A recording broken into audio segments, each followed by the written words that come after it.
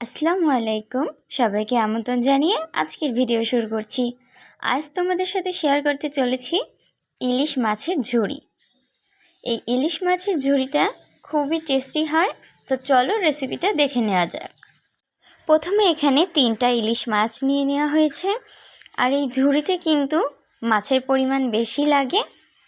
মাছগুলোকে কেটে নিয়ে ভালোভাবে ধুয়ে নিয়ে পরিষ্কার করে নেওয়া হয়েছে।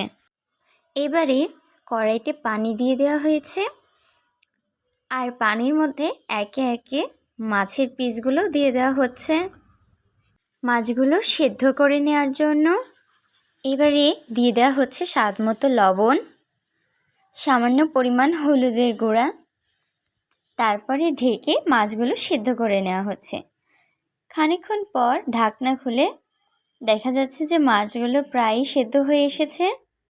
অন্যদিকে পেঁয়াজ আর কাঁচা মরিচ কেটে নেওয়া হয়েছে। ঝালটা বেশি দিলে টেস্ট বেশি হবে, আর পেঁয়াজের পরিমাণটাও এই রেসিপিতে বেশিই লাগবে। এবারে কড়াইতে দিয়ে দেওয়া হচ্ছে তেল। সরিষার তেল ব্যবহার করা হয়েছে। তেল গরম হয়ে এলে এতে দিয়ে দেওয়া হচ্ছে কুচি করে রাখা পেঁয়াজ। এবারে পেঁয়াজের মধ্যে দিয়ে দেওয়া হচ্ছে স্বাদ মতো লবণ। লবণ দিয়ে ভালোভাবে পেঁয়াজগুলো ভেজে নেওয়া হচ্ছে। পেঁয়াজ নরম হয়ে এলেই দিয়ে দেওয়া হচ্ছে কাঁচা মরিচ কুচি, রসুন আর আদা বাটা দিয়ে দেওয়া হয়েছে। এবারে ভালোভাবে মিশিয়ে নেওয়া হচ্ছে বাটা মশলাগুলো।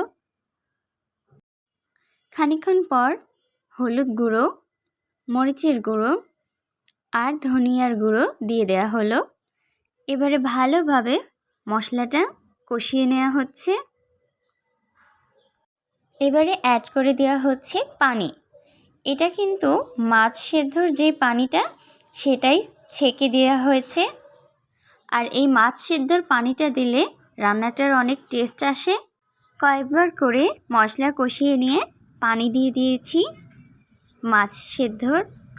মশলা কষানো হয়ে এলেই অ্যাড করে দেওয়া হচ্ছে সেদ্ধ করে রাখা মাছগুলো, আর মাছগুলো খুন্তি দিয়ে ভেঙে দেওয়া হচ্ছে ভালোভাবে যাতে ঝুরি হয়ে যায়।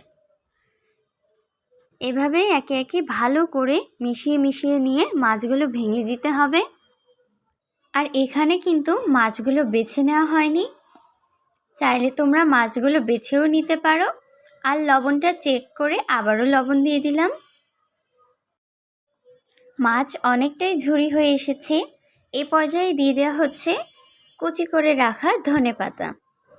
ধনেপাতা বেশি করে দিয়ে ভালোভাবে নেড়ে চেড়ে নেওয়া হচ্ছে।